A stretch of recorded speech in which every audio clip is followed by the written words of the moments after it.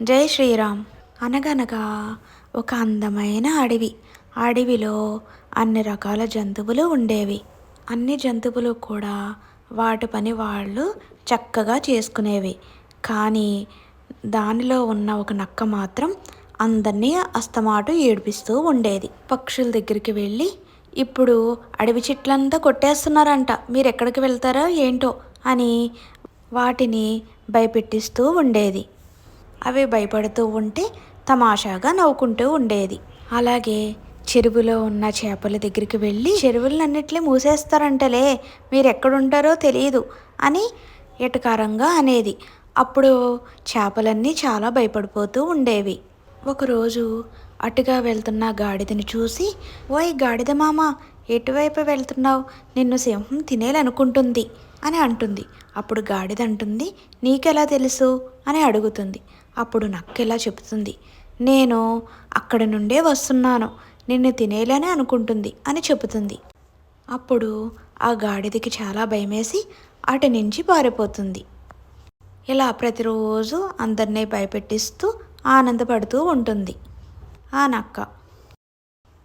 ఒకరోజు ఏనుగును చూస్తుంది.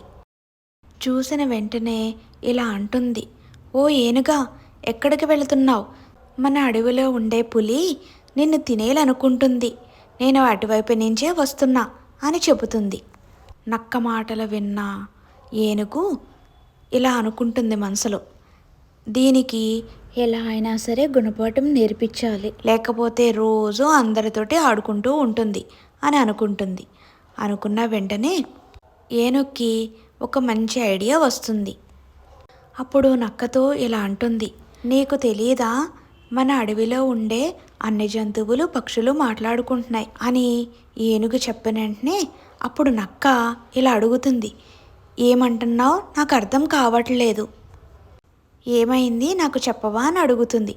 అప్పుడు ఏనుగు ఇలా అంటుంది, మన అడవిలో ఉన్న పులి వాళ్ళ పిల్లకి జబ్బు చేసిందంట, అది తగ్గాలంటే వైద్యుడు నక్క యొక్క రక్తం తాగితే తగ్గుతుంది అని చెప్పాడంట.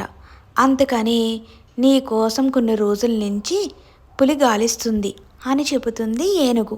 ఏనుగు మాటలు విన్న నక్క చాలా భయపడిపోతుంది.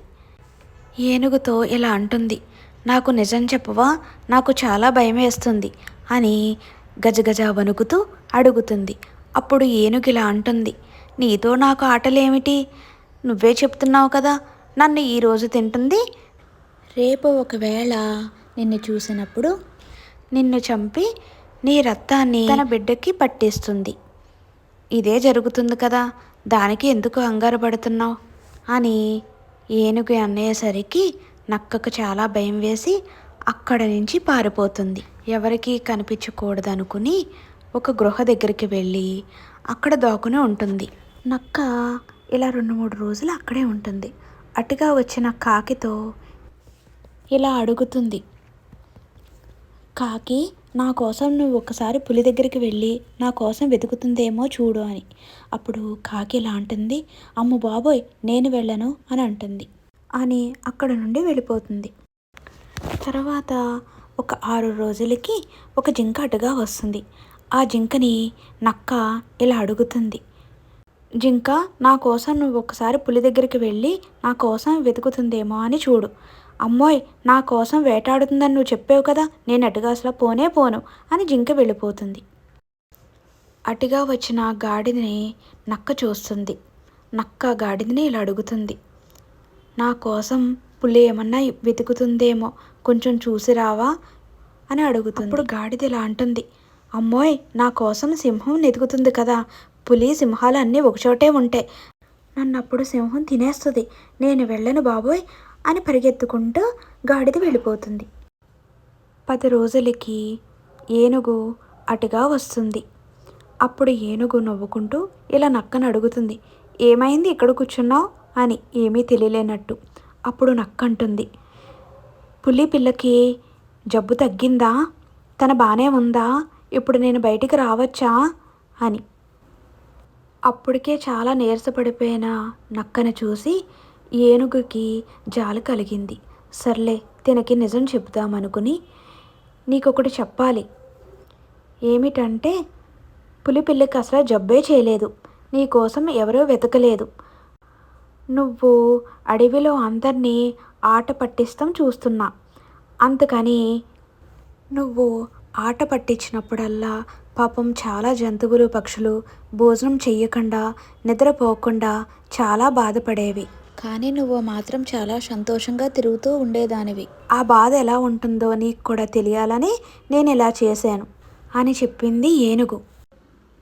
ఏనుగు మాటలు విన్న నక్కకి ముందుగా చాలా కోపం వచ్చింది. తర్వాత ఆహా నన్ను పులి చంపదులే అనే సంతోషంలో ఇంకా ఆ విషయం మర్చిపోయింది. నక్క తన తప్పేమిటో తెలుసుకుని ప్రతి జంతువు దగ్గర ప్రతి పక్షి దగ్గరికి ప్రతి ప్రాణి దగ్గరికి వెళ్ళి క్షమించమని పేరు పేరున అడిగింది. అప్పుడు అవన్నీ కూడా నక్కని క్షమించావి. అప్పుడు నుండి అవన్నీ చాలా సంతోషంగా ఉన్నాయి. ఏనుగు దగ్గరికి వచ్చి నక్క, అయ్యా ఏనుగు, నువ్వు చేసిన మేలు నేనెప్పటికీ మర్చిపోలేను అని చెప్పింది. అప్పుడు ఏనుగు, సరే నువ్వు ఇప్పటికైనా మారేవు, అదే మా అందరికీ చాలు అని చెబుతుంది. ఈ కథలో నీతి ఏమిటంటే మనము ఒక్కొక్కసారి ఒక్కొక్కరిని ఏడిపిస్తూ ఉన్నదే వాళ్ళకి చాలా బాధను కలిగిస్తుంటుంది. మనకి ఆనందం ఇవ్వచ్చు కానీ పాపం ఎదుటి మనిషి మనసు చాలా బాధపడుతుంది. ఇలాంటి మంచి మంచి కథలు మీకు ఎన్నో కావాలంటే మా ఈ ఛానల్ని లైక్ చేయండి, షేర్ చేయండి, కామెంట్ చేయండి, సబ్స్క్రైబ్ చేద్దాం మర్చిపోకండి. శ్రీరామ రక్ష.